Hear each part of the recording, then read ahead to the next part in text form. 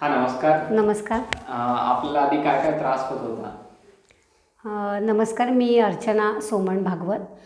मला वयाच्या 15व्या वर्षापासून ॲलर्जिक ब्रॉन्कायटिसचा म्हणजे आजार हा सुरू झाला. त्याचं स्वरूप किंवा नाव पण मला आधी माहीत नव्हतं, पण जसं ट्रीटमेंटला गेले तिथे मला माहीत झालं. मग त्या ॲलर्जी टेस्टिंग वगैरे सगळं झालं आणि मी काही औषधं घेतली, पण मला कसं काही विशेष फरक वाटत नव्हता. म्हणजे तात्पुरता फरक वाटायचा, पण त्रासाचं स्वरूप असं होतं की मला धूळ म्हणजे कचरा काढला तरी छाती भरायची किंवा फोडणीचा वास नाकात गेला तरी दम लागायचा, कफ व्हायचा आणि असं हे खूप दिवस माझा हा त्रास सुरू होता. बरं. हे त्रासामुळे आपल्याला किती म्हणजे घरचे काय काय काम करता येत नव्हते किंवा त्रास होत होता? घरचे लोक काय? हां, म्हणजे मुळात ना, म्हणजे माझं एक तर वय तेव्हा 15 होतं, त्यामुळे असं काही घरातल्या फार जबाबदाऱ्या म्हणून नव्हत्या.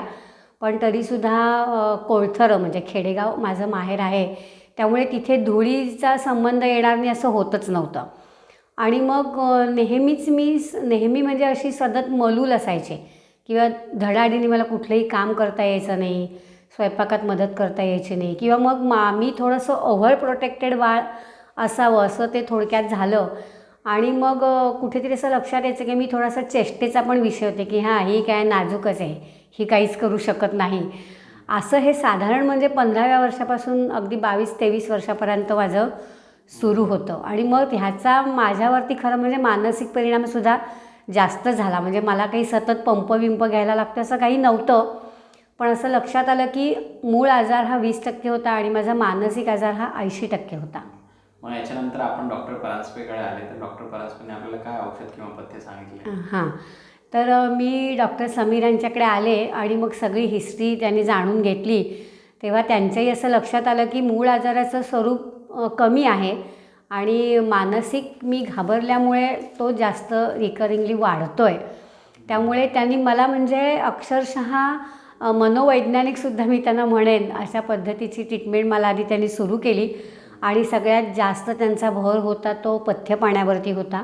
आणि माझ्या ज्या जेवणाखाण्याच्या वेळा होत्या त्या त्यांनी मला नियमितपणाने सांगितलं की सूर्यास्तानंतर काही खायचं नाही किंवा हलकं खायचं.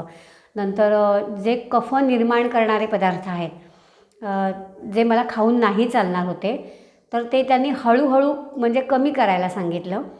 आणि मुख्य भार हा त्यांचा सगळा मुख्य भाग म्हणजे ट्रीटमेंटचा मानसिक ह्याच्याकडे होता की म्हणजे मी स्टेबल आधी पहिली की पहिलं मनातून त्यांनी काढून टाकलं की हा रोग नाही आहे किंवा हे एक लक्षण आहे फक्त आणि आपण त्याच्यावरती पथ्यपाणी आणि थोडीफार औषधांच्या सहाय्याने आपण पूर्ण विजय मिळवू शकतो.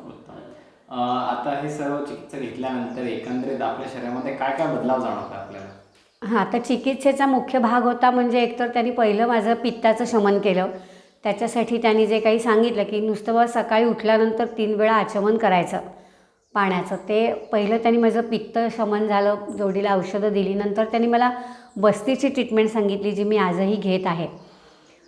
त्याच्यानंतर पथ्यपाणी जे सांगितलेलं होतं की आहार, त्याच्यामुळे मुख्य म्हणजे माझ्यामध्ये एक सकारात्मक ऊर्जा खूप निर्माण झाली. हळूहळू करत करत मला जो कधीतरी तो पंप असतो आस्थालीनचा तो घ्यायला लागत होता, जो कधीतरी म्हणजे मला दिवसातून 2 वेळासुद्धा घ्यायला लागत होता, ते प्रमाण हळूहळू एकावरती आलं. आता तर म्हणजे जवळपास मी 5-6 महिन्यामध्ये पंप घेत नाही.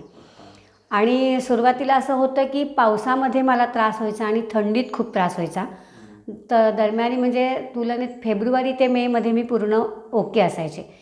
पण ट्रीटमेंटला सुरुवात केल्यानंतर पावसामधलाही माझा त्रास पूर्ण कमी झाला, थंडीमधलाही पूर्ण कमी झाला. पण थंडीमध्ये मात्र काळजी घ्यावी लागते आणि औषधं मला घ्यावी लागतात थोडीफार, पण तेही प्रमाण माझं आता खूप कमी आलेलं आहे. आपलं काय वजनामध्ये काय परिणाम आले काय? हां, सुरुवात मी जेव्हा केली इथे ट्रीटमेंटला तेव्हा माझं वजन 43 किलो होतं आणि म्हणजे मी दिसायलाही दुबळी दिसतच होते की डोळे खोल गेले, चेहरा निस्तेज आहे. नंतर मला म्हणजे एक उपजतच म्हणूया आपण की शिकवण्याची आवड आहे, वक्तृत्वाची कला आहे, त्यामुळे मी ते माझं काम सुरू होतं म्हणजे विविध शाळा, महिला मंडळं. पण मला लिमिटेशन्स होतं किंवा भीती होती मनात, म्हणून मी आधीच पंप घेऊन जायचे. पण हळूहळू करता करता हे प्रमाण कमी झालं आणि आता मी सलग बसल्या बैठकीला 1.5 ते 2.25 तास कोणतंही औषध न घेता आणि उत्तम पद्धतीने मी व्याख्यान देऊ शकते.